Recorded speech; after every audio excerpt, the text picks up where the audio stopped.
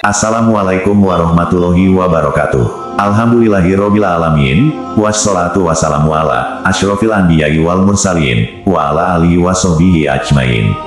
Sahabat YM 28 yang dimuliakan Allah. Ada dua perkara yang dibenci oleh manusia. Padahal perkara tersebut, jika kita menyikapi dengan positif, justru akan membawa keberuntungan. Apa saja dua perkara yang dibenci manusia itu? Simak penjelasan lengkapnya dalam video ini. Hal ini disampaikan dalam sebuah hadis dari Mahmum bin Labid. Rasulullah Shallallahu Alaihi Wasallam bersabda, dua hal yang tidak disukai oleh manusia. Kematian, padahal kematian itu baik bagi muslim tatkala fitnah melanda. Dan yang tidak disukai pula adalah sedikit harta, padahal sedikit harta akan menyebabkan manusia mudah dihisab pada hari kiamat. Hadis riwayat Ahmad 5 halaman 427. Adapun penjelasannya, sebagai berikut. 1. Kematian. Kita ketahui bersama kematian pasti akan menimpa setiap makhluk bernyawa, tanpa satu kecuali pun, dan tidak ada yang dapat lari darinya.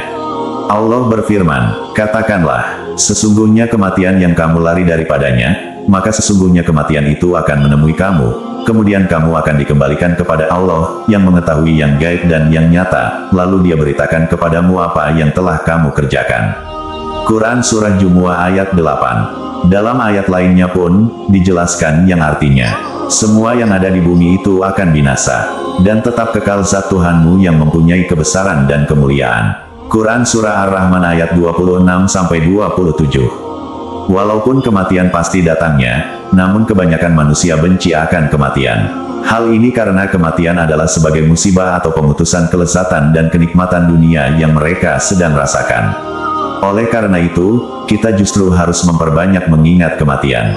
Disampaikan dalam hadis dari Abu Hurairah radhiyallahu anhu, Nabi Shallallahu Alaihi Wasallam bersabda, perbanyaklah mengingat pemutus kelezatan. Hadis riwayat An-Nasai nomor 1824, Tirmidzi nomor 2307 dan Ibnu Majah nomor 4258. Tidak sedikit juga dari manusia telah terlena oleh gemerlapnya keindahan dunia fana ini. Padahal, kehidupan dunia itu hanya sementara saja, sedangkan kehidupan akhirat adalah kehidupan sesungguhnya yang abadi kelak. Dari Ibnu Umar, ia berkata, aku pernah bersama Rasulullah Shallallahu Alaihi Wasallam, lalu seorang Ansor mendatangi beliau, ia memberi salam dan bertanya, wahai Rasulullah, mukmin manakah yang paling baik? Beliau bersabda, yang paling baik akhlaknya. Lalu mukmin manakah yang paling cerdas? Ia kembali bertanya. Beliau bersabda, yang paling banyak mengingat kematian dan yang paling baik dalam mempersiapkan diri untuk alam berikutnya, itulah mereka yang paling cerdas. Hadis riwayat Ibnu Majah nomor 4259. Mengingat kematian menjadikan seseorang semakin mempersiapkan diri untuk berjumpa dengan Allah. Karena barang siapa mengetahui bahwa ia akan menjadi mayit kelak, ia pasti akan berjumpa dengan Allah. Jika tahu bahwa ia akan berjumpa Allah kelak padahal ia akan ditanya tentang amalnya di dunia, maka ia pasti akan mempersiapkan jawaban. 2. Sedikitnya harta. Tampaknya di dunia ini, semakin banyak manusia yang berlomba-lomba untuk mengejar dunia, dengan mengumpulkan harta dan perhiasan dunia sebanyak-banyaknya. Mereka sangat membenci sedikitnya harta. Mereka menganggap bahwa, dengan harta yang banyak, maka mereka bisa menikmati dunia ini semaunya. Mereka dapat membeli dan menikmati semua yang mereka inginkan. Allah berfirman, sesungguhnya manusia itu sangat ingkar, tidak berterima kasih kepada Tuhannya. Dan sesungguhnya manusia itu menyaksikan sendiri keingkarannya. Dan sesungguhnya dia sangat bakil karena cintanya kepada harta. Quran Surah Al-Adiyat ayat 6-8. Mereka tidak akan pernah puas terhadap sedikitnya harta, dan terus-menerus diperbudak olehnya.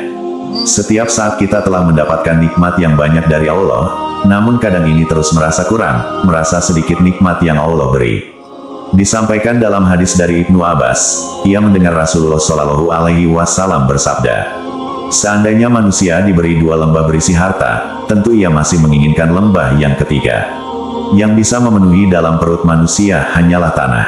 Allah tentu akan menerima taubat bagi siapa saja yang ingin bertaubat. Hadis riwayat Bukhari nomor 6436. Padahal dengan sedikitnya harta, maka hisabnya akan menjadi lebih mudah. Disampaikan dalam hadis dari Abu Hurairah radhiyallahu anhu, Rasulullah Shallallahu Alaihi Wasallam bersabda, Orang beriman yang miskin akan masuk surga sebelum orang-orang kaya, yaitu lebih dulu setengah hari yang sama dengan 500 tahun. Hadis riwayat Ibnu Majah nomor 4122 dan Tirmidzi nomor 2353. Bahkan terdapat ancaman menjadi ahli neraka, bagi orang yang hanya gemar mengumpulkan harta yang banyak, tapi kikir tanpa menginfakannya di jalan Allah. Hal ini disampaikan dalam hadis dari Harits bin Wahb radhiyallahu anhu. Ia berkata bahwa Nabi Shallallahu Alaihi Wasallam bersabda, "Maukah kuberitahu pada kalian siapakah ahli surga itu? Mereka itu adalah setiap orang yang lemah dan dianggap lemah oleh para manusia, tetapi jika ia bersumpah atas nama Allah, pastilah Allah mengabulkan apa yang disumpahkannya. Maukah kuberitahu pada kalian siapakah ahli neraka itu? Mereka itu adalah setiap orang yang keras, kikir, dan gemar mengumpulkan harta lagi sombong."